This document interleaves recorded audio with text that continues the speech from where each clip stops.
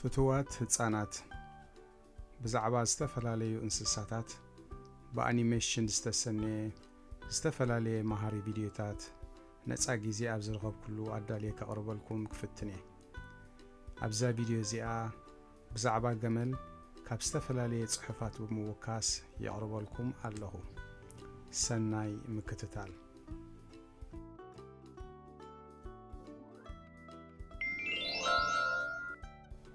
ገመል ካብቲ ቀንዲ መለለይኡ ኣብ ሕቁ ዝርከብ መንጉዳ እዩ መብዛሕትኦም ኣግማል ሓደ መንጉዳ ክህልዎም ከሎ ክልተ ዘለዎም ውን ኣለዉ ገመል መርከብ ምድረበዳ ተባሂሉ ይጽዋዕ እዩ ኣብ ጻምእ ምድረበዳ ማይ ከይሰተየ ልዕሊ ሓደ ሰሙን ክጸንሕ ዝኽእል እንስሳ እዩ እቲ ዓብን ጽፍሕ ዝበለ የእጋሩን ኣብ ሕፃን ሓመድን ዝበዝሖ ቦታ ብዘይ ጸገም ክኸይድ ይሕግዞ እቲ ክልተ ቀጸላ ዘለዎ ቅርኒ ቤዒንቱ ኸዓ ኣብ ምድረበዳ ካብ ዝለዓል ደሮና ወይ ካምሲን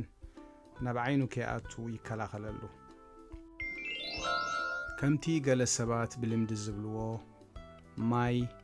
ኣብ ናይ ገመል መንጉዳ ኣይርከብን እዩ ማይ ኣብ ደም እዩ ዝርከብ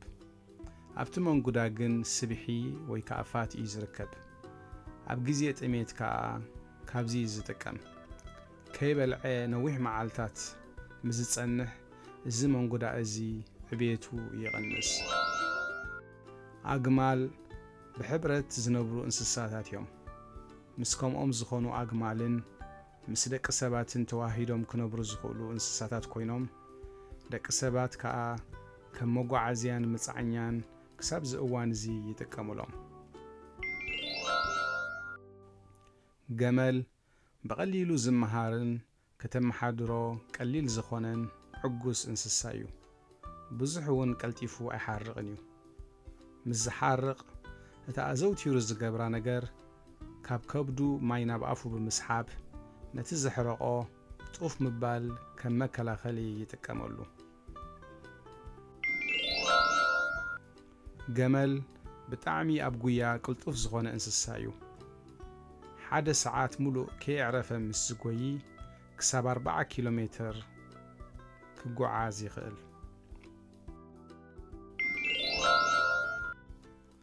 ሓደ ገመል ክሳብ 50 ዓመት ብህይወት ክጸንሕ ይኽእል እዩ ካብቲ ቀንዲ ብህይወት ነዊሕ ናይ ምጽንሖም ምኽንያት ኣብ ምድረበዳ ንዕኦም ዝጻባእ ኣራዊት ዳርጋ የለን ማይ ከይሰተዩን መግቢ ከይበልዑን መዓልታት ስለ ዝጸንሑ ካብቶም ካልኦት እንስሳታት ብልጫ ኣለዎም ገመል ኣብ ውሽጢ 15 ደቓይቕ ክሳብ 40 ጋሎን ወይ ከዓ 150 ሊትር ማይ ክሰቲ ይኽእል ኣብ ናይ ሃገርና ምስ ንርኢ ኣብ ገንዘብ ይኹን ዝተፈላለየ ማሕተም ከም ኣርማ የገልግል እዩ